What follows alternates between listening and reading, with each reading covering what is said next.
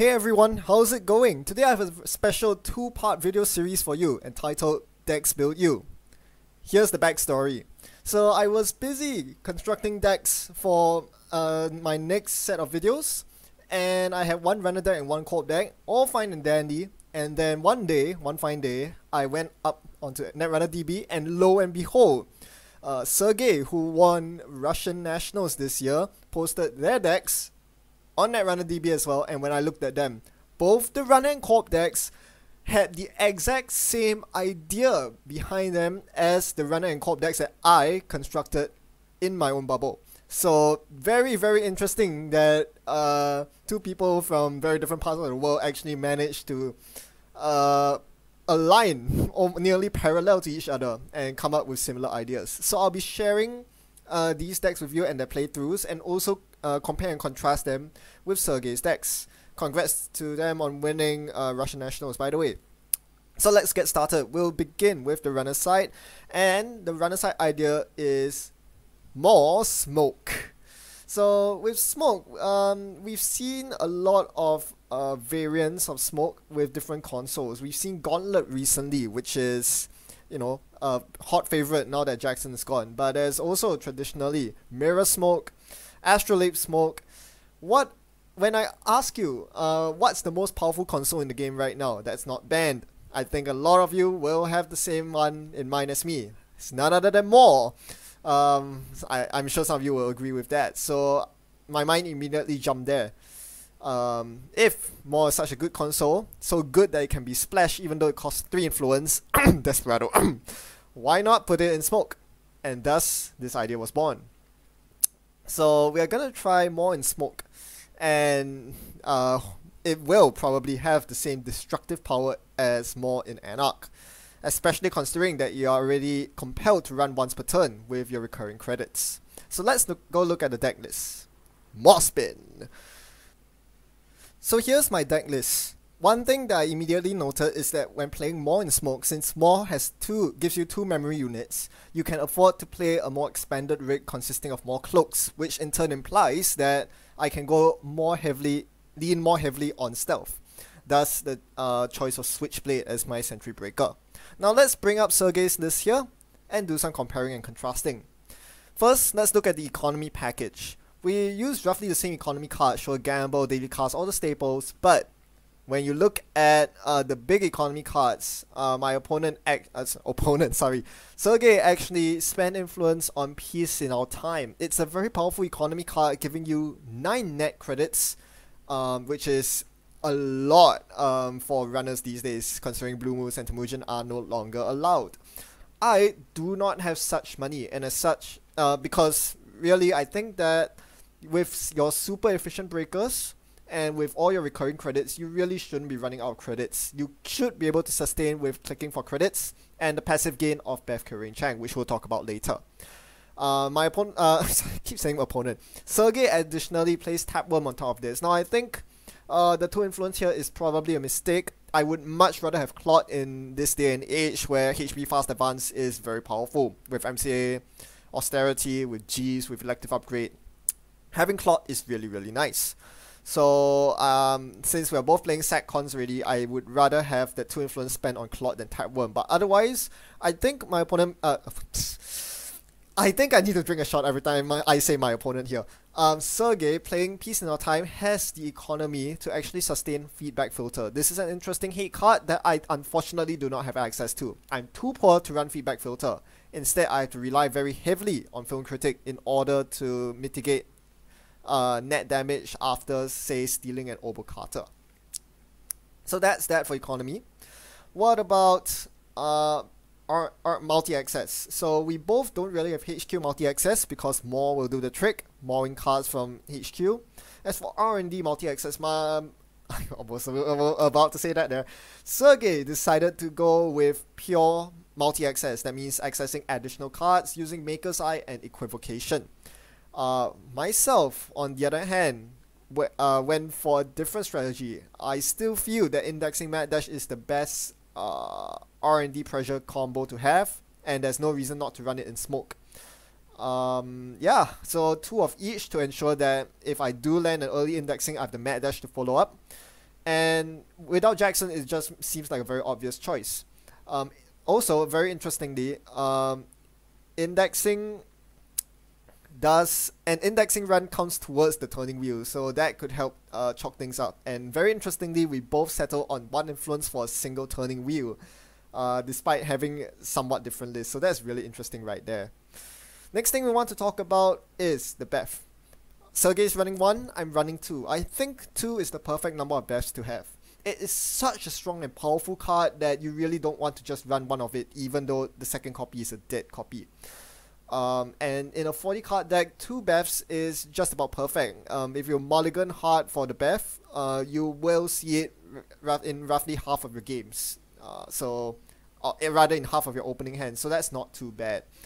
Yeah, so I definitely feel like in a 40 card deck, 2 Beths is very good to ensure that you see it by turn 2, and it really pays dividends as the game progresses.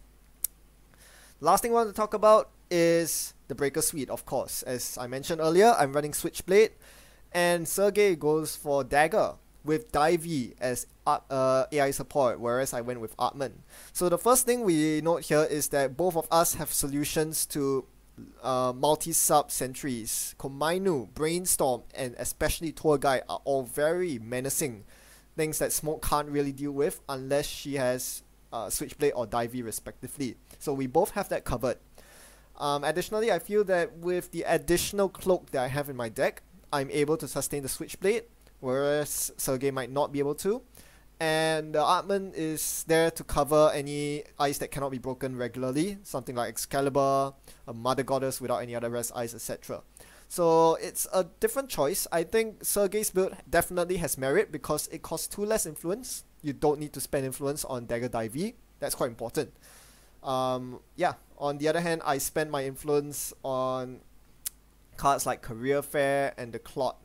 So that kind of makes things up. So there you go.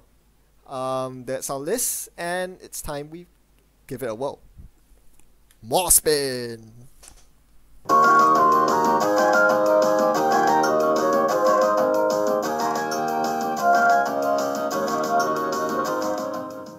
We are up against CI today in a rematch. Now, I played against my opponent the first time. I'm not going to show that video because it was a pretty lopsided match due to draw luck. But in this rematch, we both know each other's decks for the most part.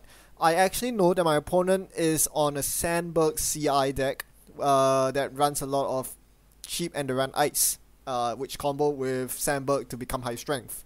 And my opponent obviously knows I'm on more smoke. So, this game I do not get a very good start, even though I find the 1 Career Fair in my opening hand, which synergizes very well with the Daily Cast and Earthrise Hotels in my deck. There's nothing to use it on. Yeah, didn't draw the Earthrise, didn't draw the Daily Cast. The Diesel wasn't that good. I'm now stuck with a bunch of multi-access with, R&D and multi-access with nothing that I can do with them since R&D is iced up. So here I was forced to pitch cards like Clot and Mad Dash. Pitching Clot was a big mistake. I'm not sure what I was thinking there. I definitely should have pitched the Turning Wheel instead. So that's gonna bite me, as you'll soon see later. On the other hand, my opponent's getting a pretty good draw. They started with a Violet level clearance turn 1 with double ice, followed by a G-Smother Bioroids behind an ice that I can't really contest. I don't have the breakers for that ice, and yeah, it just doesn't look very good right now. I also know that my opponent's on Brian Stinson, so keep that in mind because I will attempt to stay on the 6+ credit level mark every single turn. And that kind of changes some of my gameplay decisions. For example, this turn would have been the perfect turn to double slam the Daily Cast. But I know that I can't do that because if they have a Brian Stinson in hand, they can easily replace, say, a Violet level clearance to go out of control. So I had to hold back the second Daily Cast in my hand to play next turn. Ignore the Baltic label here, my opponent misclicked, so we are not going to see any Baltic action just yet. But rest assured that they're getting good mileage out of their G-Smother Bioroids. They're going to triple install Ice this turn, followed by a Hedge Fund, and that's going to be huge. So on to me. I have a lot of problems with my hand right now. I have no draw, not much economy, no breakers, no Net Merkur, no Beth Kirain Chang. It seems like I've drawn all my cards in the wrong order. Probably a bad idea to mulligan my opening hand, huh? Yeah, this draw doesn't help. I draw into a Mad Dash. That's not gonna help. And yeah, I'm thinking of whether to draw another card here. I do decide to draw, and it turns out to be a useless cloak that I have to discard. Normally, I would like to play that cloak, but here I can't because, well, that would put me on 5 credits instead of the 7 I have now. That would open up Brian Stinson for my opponent. We can't have that.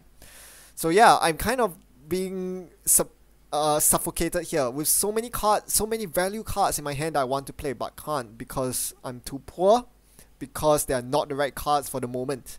Right now, what I'm looking for are my Beth and my Netrunner, as well as my 2 other breakers, the Refractor and the Paperclip. Paperclip would be awesome because I can actually put it in the bin. I'm gonna run that remote here. Gonna check every single remote from now on because I do not want my opponent to let slip an agenda, especially if it's an elective upgrade, which my opponent is running. We see a rainbow here. Now, I can break it, and I will. It's pretty trivial to bring out the Refractor with SMC, so I do. Also note that I have a second SMC in hand, so I'm not worried about not being able to find my Paperclip further down the road. I break it with Refractor for a decent amount, and I see a reverse accounts. That's getting trash. Play SMC, click for a credit. I'm on 6 credits exact. That Brian Stinson that is almost certainly installed on HQ is gonna sit pretty. Not gonna have any of that. Yeah, so that's that for me. Meanwhile, my opponent's up to 20 credits, and this is where I really wish I had a Beth Kyurem Chang. Play 3 copies? Nah, 3 is too many. In a 40 card deck, 3 Beths is definitely overkill. In a 45 card deck, maybe. Not here though. Anyway, I do finally find my Beth, and with my last click, I need to get rid of one of the cards in my hand. May as well be the Dirty Laundry on the unoccupied archives. So there we go. That's my turn, and now I'm gonna get 5 click turns from here on out, which is pretty good because I need every single click to draw through the remainder of my deck. There's a card that I'm missing that I really need here. It's not the Paperclip, it's the Netrunner. Now, Netrunner is actually quite important because that's the economy backbone. It's the Desperado, and Desperado is huge, as you know. It's so good that it ended up being rotated out of core 2. Anyway, before I find my pseudo Desperado, I must first suppress my opponent's remotes. That's what Shaper's good at, locking remotes while setting up, so I'm going to make sure to do that. With my super efficient breaker suite, I don't have to worry too much. So I'm going to drop the Switchblade and get the Paperclip out to ensure that I'm not short on memory, and then run the remote. Let's see what my opponent has for me. It's a very simple vanilla. Free to break because of recurring credits, and what do I see at the end of the tunnel? It's another Jeeves that's staying.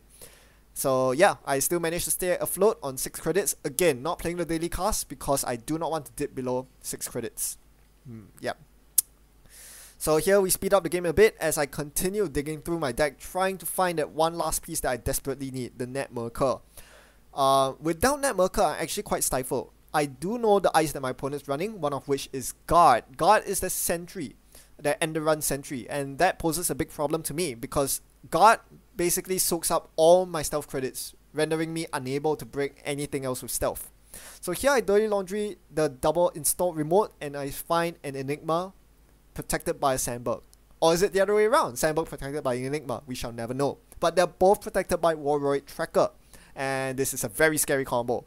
So normally I would obviously trash the Sandberg here, but with Warroid Tracker, can I really afford to take the Trace and then trash 2 installed cards? I can't trash both. That's the first thing. I don't have enough money for that. I can only trash one of them. If I trash a Warroid Tracker, they'll just install another one, making it really hard for me to contest the Sandberg again. If I trash only the Sandberg, they'll install another Sandberg from the hand. Again, not ideal. So it seems like the correct answer here is actually to not trash them at all and to rely on my stealth credits to get me past these high strength ice, which Smoke is pretty good at doing. Your breakers give you very good boost to break ratios. Paperclip not so much, but Switchblade 7 strength for 1 stealth, Refractor 3 strength for 1 stealth. Those are very good trades. Problem is, I don't have the stealth credits. Where's my Netrunner? Not here, that's where. It's in my deck. 2 copies of it, 14 cards left in my deck, still yet to find it. Make that 12, 11. No Netrunner in sight. This is terrible. 1 in 4 chance the Netrunner's at the bottom. Times 2, squared rather, because there are 2 Netrunner's in my deck. So we are in a lot of trouble here, folks. These ice are going to only increase in strength, and I don't have the stealth credits to deal with them. Something needs to be done here. Something needs to be done very quickly because my opponent is now threatening with a horrendous suite of ice. 2 ice on 5 different servers and a newly installed card in server 2. What am I to do? I need to check every remote to make sure my opponent isn't sneaking agendas out, but can I really contest the 8 strength rainbow? Realistically, I have to break that with Refractor, which costs 2 stealth. That won't fly. I can't keep checking remotes every single turn like this. I can't sustain it with my economy. Even though I have 27 real credits, I don't have enough stealth credits. That's the problem. So I need to contest the Sandberg. I actually need to kill the Sandberg. Smoke doesn't usually care about strength increases. She does here. Luckily for me, my opponent did not have a guard or a code gate on the first remote. This allows me to break through with Paperclip and Refractor, which consumes all my stealth credits because Enigma's at strength 6. With my then surplus credits, because I just play a bunch of sure gambles, my surplus credits allow me to trash a Warroid Tracker first, which then traces me. My opponent isn't going to boost the trace because they know they need the credits to boost Sandberg, to boost the hand size, so it's trace 4. I could pay into the trace here. I'm choosing not to, because I'm worried that after this turn I might dip very low on credits, and anyway, I actually do have cards to donate to Warroid Tracker. The sack construct isn't going to do much here, and the 2 credits on daily cast can go.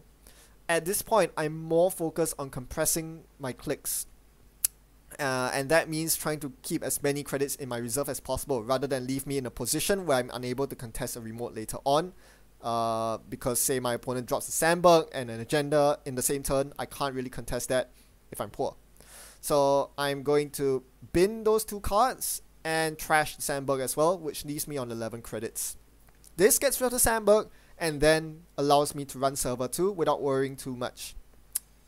Now of course, at any point if my opponent shows me a guard, that's the end and the run. I have no stealth credits to deal with guard.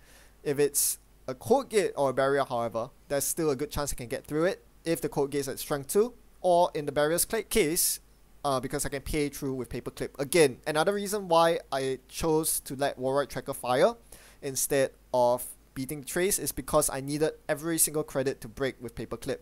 That's what happens when you're poor. Without Networker, you need every single credit you can eke out. Thankfully for me, once again, no guard. This is a wall of static. So we are going to get a 100% hit rate here. Break with wall of static. Break wall of static with Paperclip. Break rainbow with Paperclip. Access elective upgrade. Huge. Huge, because my opponent was going to biotic into quintuple advance the elective upgrade next turn. I was so sure.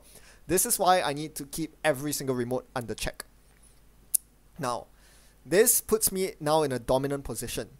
Whereas before this, I was very clearly behind. My opponent was dictating my tempo, forcing me to run whenever they install a new remote. This time now I'm dictating the tempo with my newfound Netmarker. Finally, the 11th card from the bottom. I'm now going to chalk up Netmarker credits, and this is important because this activates my indexings. The reason why I haven't been indexing this entire game is because I did not have enough stealth credits to reliably run R&D twice. Again, if there are a guard on R&D, I would need 4 stealth credits to make it through. So that's something to take note of. In the meantime, one thing you notice is that Smoke is really good at locking remotes. I was able to contest every single face down my opponent decided to throw at me since the start of the game. Or rather, after some time. And that was huge because this basically prevented my opponent from scoring out at all unless they fast advanced. So here comes the indexing, and to my delight, it doesn't cost a single stealth credit to get through. It's Enigma into Vanilla. I can break that for 3 regular credits, and all the agendas, literally all the agendas are on R&D. I go for the fancy finish with 2 agenda steals and a Mad Dash to win the game. That is the power of indexing into Mad Dash. That turn, when I stole the elective upgrade from the remote, that was the clutch turn. It shows that as the runner, being patient at the right time can yield great rewards. And as the corp, ice placement is absolutely crucial. If there had been a single guard on either of the 2 remotes, I would not have been able to completely contest the elective upgrade. Now, some post-mortem. I found that this game, my economy was very tight. You know it feels tight when there are daily casts in your hand that you can't afford to play due to Brian Stinson. And yeah, this game I wasn't even playing up against proper glacier. All the ice were easy to walk through, given that assuming there were no sandbugs on board. So yeah, given that economy is so tight, can you imagine what it'd be like to play up against something like an Egg Infusion or say an Architects of Tomorrow deck with all Bioroids? That could be a challenge for this smoke. I might be clicking for credits more than I would like. So that's a problem. Also notice that this deck sputters and slows down if both net markers are buried at the bottom of your deck. That was the biggest problem by far for this entire game. It really didn't help that I didn't see any of my draw cards either, other than the one diesel I opened with. That was a huge problem, and it basically, even though I found all three of my breakers in decent time, they were pretty useless because I couldn't use both Refractor and Switchblade in the same turn. How are you supposed to contest double ice remotes that way, let alone an indexing? Yeah, on the flip side, Smoke is really good at locking remotes. This was clearly shown here. Even though my opponent dedicated 6 ice to 3 different remotes, I was still able to contest them systematically. Every time something goes in, I would be able to check it. And that's because Smoke allows you to contest remotes without needing to pay any credits. You get 2 recurring credits, one from Cloak and one from Smoke in this particular game, to just run through remotes at your leisure. Even without Net Marker, you are still not losing too much tempo. You're making sure the co-op doesn't score while you spend your other 3 clicks setting up and finding your key pieces. And that's huge. It lends credence to Shapers in general being the remote locking faction. Who needs Magnum Opus, huh? And finally, yeah, my opponent did try to play Enhanced Login Protocol at some point, I think. And usually this is not a problem because, especially ELP. ELP is bypassed by Dirty Laundry. It's also bypassed by Indexing and Mad Dash. So if someone decides to play an Oppressive Current against me, an Indexing just takes care of them. The problem this game was that I was not able to land an Indexing for most of the early and mid game. How do you do that when you don't have enough stealth credits? So yeah, the keystone of this deck really is the stealth credits, and being stifled by not having net markers was a big problem. In light of this, perhaps Sergei's build with Die V and Dagger makes a lot more sense. At least it's not that stealth intensive. One last thing to note, there was no more at all this game. Just like the net markers, they were stuck at the bottom of my deck. No chance to show them off. Not that it would have mattered this game because CIA has so many cards in hand. More is unlikely to plunk anything too big from the hand. Never mind, with more being so strong, I'm sure you'll find many other videos featuring more. No loss here. Thanks for watching and happy net running. I'll see you next time for the second video in this series.